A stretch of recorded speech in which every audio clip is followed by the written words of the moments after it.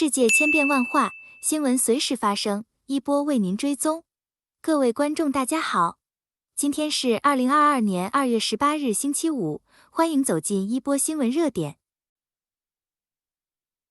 据国家邮政报道，法庭对特鲁多使用紧急情况法提出的2项质疑。周四，针对联邦自由党政府关于民权组织援引紧急情况法提出了2项单独的法律挑战，指责总理特鲁多通过援引该法案来开创一个危险的先例。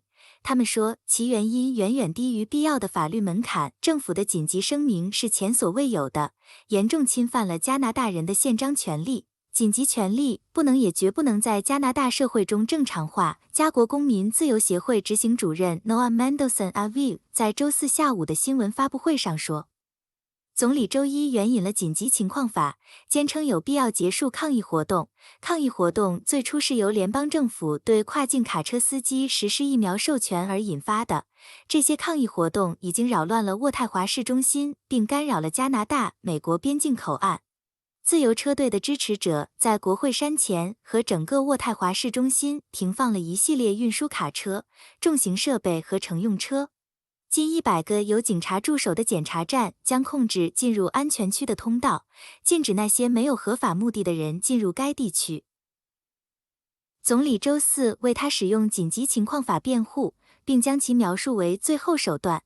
然而，安全专家对政府为什么需要援引该法案提出了质疑，因为警方在紧急措施生效之前设法在很大程度上清除了边境封锁。政府表示，援引紧急情况法为警方提供了有针对性的和有时限的工具，使他们能够清除封锁，包括渥太华市中心，同时也提供了由权利和自由宪章给予的保护。据温哥华太阳报报道，关于加拿大更新的旅行限制。随着 COVID 限制的放松和世界的开放，旅游格局正在慢慢发生变化，尽管没完全开放。加拿大政府最近宣布，从本月晚些时候开始，对旅行者的出入境进行了更改。这些变化包括抵达时接受的测试种类，以及您是否在等待测试结果时仍需要隔离。在出行之前，你还需要了解以下是有关下个月开始实施的旅行提示。新的测试要求是什么？从2月28日开始，联邦政府将放宽对加拿大旅客的边境要求。旅行者现在可以提交快速抗原测试，而不是分子测试，这通常比进入前一天进行的分子测试便宜。完全接种疫苗的旅行者将在抵达时随机选择进行分子检测。但那些被选中进行检测的人在等待结果时不必隔离。与完全接种疫苗的成年人一起旅行的儿童将继续免于检测或限制其活动。他们将不再需要等待2周才能上学、日托或营地。如果我没有接种疫苗怎么办？未接种疫苗的旅行者需要在抵达时，即第8天和第14天接受检测，并且必须在返回后隔离2周。除非极少数情况，否则未接种疫苗的外国公民将不被允许进入加拿大。我仍然需要在我离开时接受检测才能回到加拿大吗？是的。现在的不同之处在于，您可以选择在返回加拿大后的1天内进行快速抗原检测，或者在返回后72小时内进行 PCR 检测。两者都将根据入学前要求被接受。但是，在家进行快速测试是不够的。该测试必须由您前往的国家、地区的实验室、医疗保健机构或远程医疗服务机构认证。旅行完全重新开放了吗？不。2月28日之后，加拿大仍将有2级旅行建议。它比3级低了一步，因此政府不再建议到国外进行不必要的旅行。然而，他仍然敦促旅行者了解鉴于 Omicron 的高发病率与国际旅行相关的风险，并采取必要的预防措施。您可以在此处查看您要去的国家地区的公告。我还需要 ArriveCAN 文件吗？是的。在重新进入加拿大之前，您仍然需要提供疫苗接种证明，并报告您的检测结果。您可以在此处找到如何下载免费的强制性应用程序。加拿大境内旅行怎么样？有什么变化吗？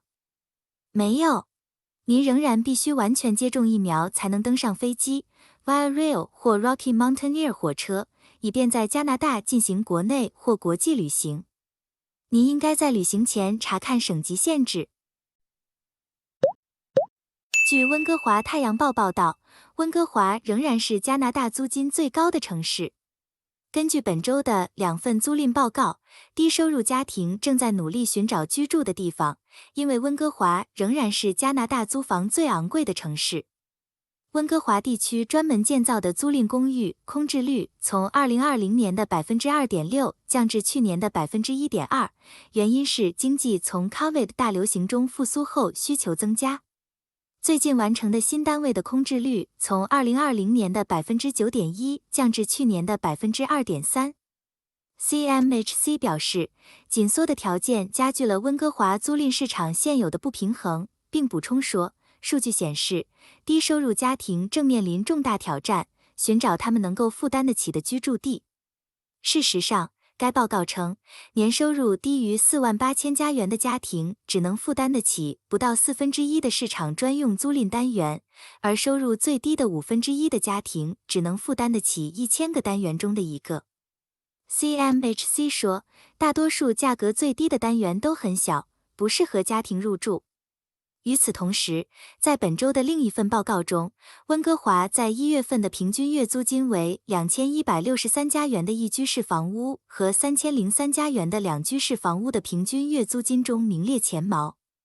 根据 LETS-CA 周4的2月份报告，温哥华所有房产类型的租金都是全国最昂贵的，每月2550加元，同比增长 16.2%。毫不奇怪，多伦多是下一个最昂贵的城市，每月2317加元，增长 14.5%。在温哥华，1月份独立屋的平均租金从去年同月的2758加元上升至每月2987加元，上涨 8.3%。公寓平均租金从去年的2573加元上涨 7.1%， 至今年每月的2756加元。BC 省所有房产类型的平均月租金也是加拿大最高的，为2181加元，增长 9.6%。BC 省皇家骑警为一只在后院发现的美洲狮戴上手铐。加拿大皇家骑警将美洲狮的爪子铐起来，以便警察可以重新安置这只巨大的动物，而不是让它安乐死。据警方称，2月13日，有人在 BC 枫树岭的后院发现这只大猫后，它被安抚了下来，然后报了警。一名警察和一名保护官员前往该物业并发现了美洲狮。在一份新闻稿中，加拿大皇家骑警表示，当天阳光明媚，该地区的居民都在院子里享受着晴朗的天气。正因为如此，他们说公众的安全存在风险。保护官员建议，这种动物很可能需要安乐死。经过讨论，他们决定重新安置动物。警方保护了周边地区，并要求附近的居民待在家中，因为保护人员想让美洲狮平静下来。警方表示，他们监督了这次行动。一旦美洲狮被安抚，警察就用手铐来安置它，直到保护官员能够保护美洲狮搬迁到一个未开放的区域。加拿大皇家骑警的中士希斯勒感谢所有帮助确保美洲狮安全离开的居民，并说他们不想看到这个可爱的生物被安乐死。因此，由于公众的帮助，美洲狮终于安全地重新安置了。周一宣布的新移民计划增加了名额，尽管有人呼吁冻结新申请。当 Arian Gobedi 在2019年通过加拿大的联邦技术工人计划申请来加拿大时，认为可能6到9个月，就像通常的情况一样，他没想到要等很长时间才能获得签证。Gobedi 并不是一个独特的案例。根据 IRCC 提供的数据，加拿大总共积压了大约180万份移民申请。这些被细分为大约44万8千份公民身份申请、51万9030份永久居留申请和84万8598份临时居留申请。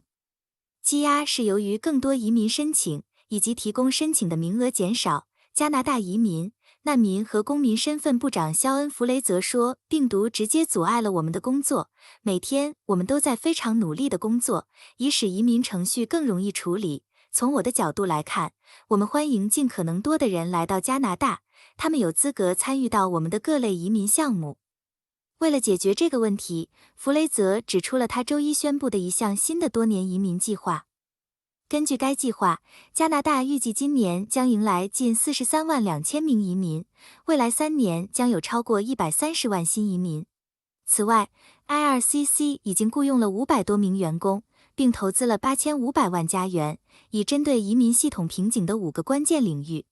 IRCC 即将采用的一项新变化将使申请流程现代化和数字化，例如运用于跟踪新的家庭团聚申请案。由于近200万移民申请人正在等待回应，政府在宣布之前面临进一步的压力，要求在设定更高的移民目标之前先处理积压案件。移民和难民律师 Warda Shazadimian 表示，现在不是加拿大暂停移民申请的时候，特别是考虑到许多省份正在经历的劳动力短缺。与上一个计划的目标相比，在他们的新计划中，政府今年将移民目标增加了3万名新永久居民，2023年增加了26055名。谢谢各位的收看，一波帮助海外华人及时追踪全球各地发生的新闻热点。如果对您有帮助，欢迎点赞、订阅和分享。下期不见不散哦。